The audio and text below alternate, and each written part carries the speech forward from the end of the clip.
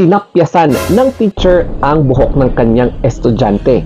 So, ang tanong, nasubukan mo na rin bang matapyasan ang inyong buhok noong elementary days at high school days ng inyong teacher, ng principal, o kaya kapwa-estudyante dahil nakalimutan mo ang magpa-haircut?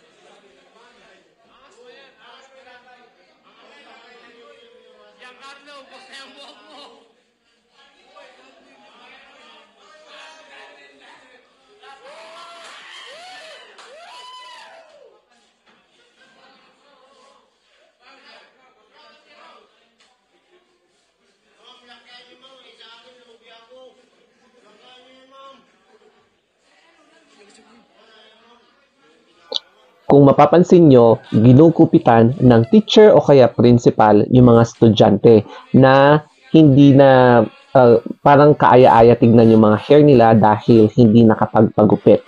And usually, ganyan ang nangyayari sa mga schools kapag the beginning of each month. Kasi 'di ba may mga rules na kailangan every month nagpapagupit yung mga estudyante, lalo na sa pinaka last part of the month. So siguro sa first day or second day okay pa, pero pag ano na more than 3 days, yun na may mga punishments na yung mga estudyante, parang part of disciplinary action na tatapyasan yung mga buhok nila. So of course, I believe hindi na siya applicable ngayon. It's because there are laws na restricting yung mga ganitong klaseng gawain ng mga teachers towards their students.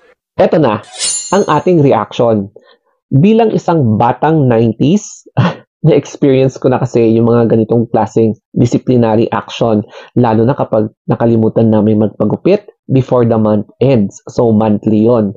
And kapag monthly na nakalimutan mo magpagupit, monthly ka rin na tatapyasan ng hair.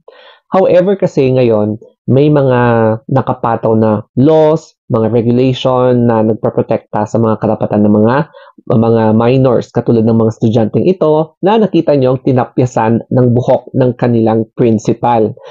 No wonder may mga nagreklamong parents kasi bakit daw tinapyasan ng kanilang principal yung mga buhok ng ilang estudyante sa video na yan. So, tatalakayin ngayon natin yung mga laws na ito. Ang isa dito ay itong Section 10A of Republic Act 7610 or the Special Protection of Children Against Abuse, Exploitation, and Discrimination Act. So, RA 7610 applies to acts covered by the Revised Penal Code. So, pwedeng maharap talaga sa kaso ang principal dahil sa law na ito, na in which nung time namin wala pa, hindi pa ini-implement. So therefore, magtatapyasan talaga kami ng hair kapag nakalimutan namin magpagupit before the month ends. At meron pang isa.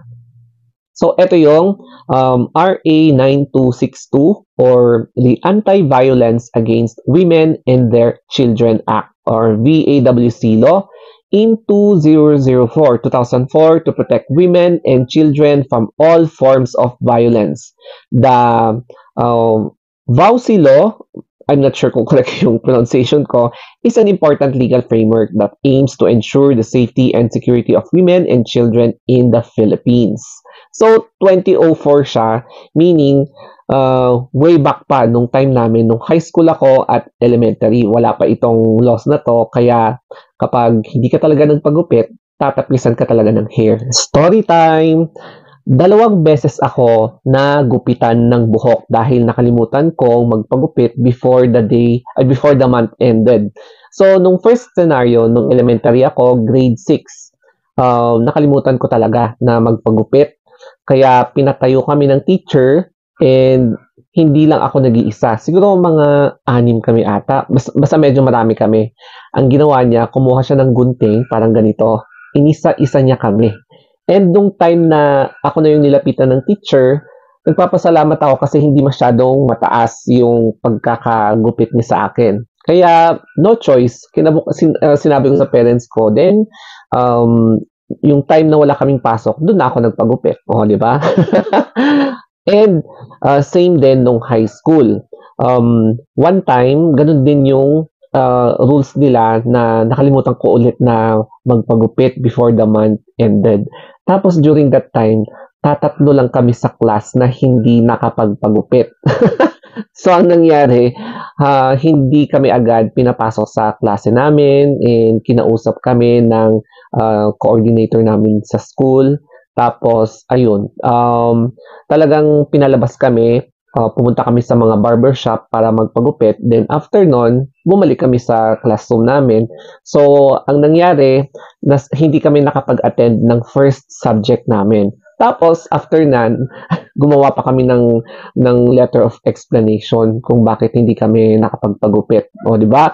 So, mas stricto yung implementation ng policies nung high school kasi talagang hindi kami pinapapasok kapag hindi kami nagpagupit before the month ends. O, di ba? Kaya, memorable sa akin yung mga ganitong klaseng disciplinary action.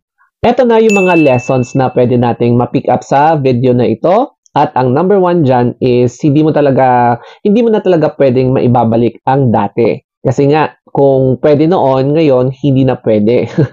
And I understand yung mga transitions or changes dahil nga, di ba?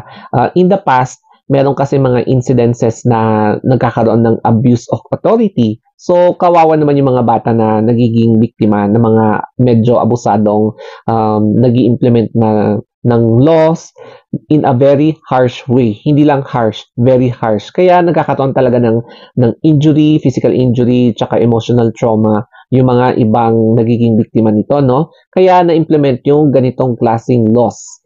In behalf sa video na ipakita ko kanina, ayan, yes, talagang magkakaroon talaga ng explanation na magaganap itong involved na teacher o kaya principal na gumupit ng buhok ng kanilang estudyante. Kaya I'm not sure kung magsasampa ng kaso yung mga parents pero talagang mananagot ang teacher na to sa video na sinensor ko for her privacy. Ayan.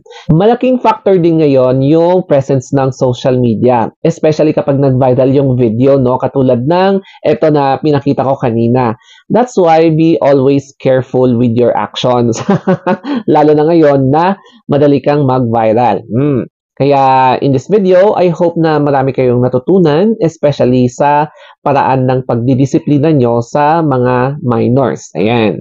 And I hope na nakarelate din kayo dito sa video na to, especially about responsibility and discipline. Kaya always remember na discipline and responsibility always starts within yourself. Okay? So that's it, guys. Thank you for watching and have a nice day. Mwah!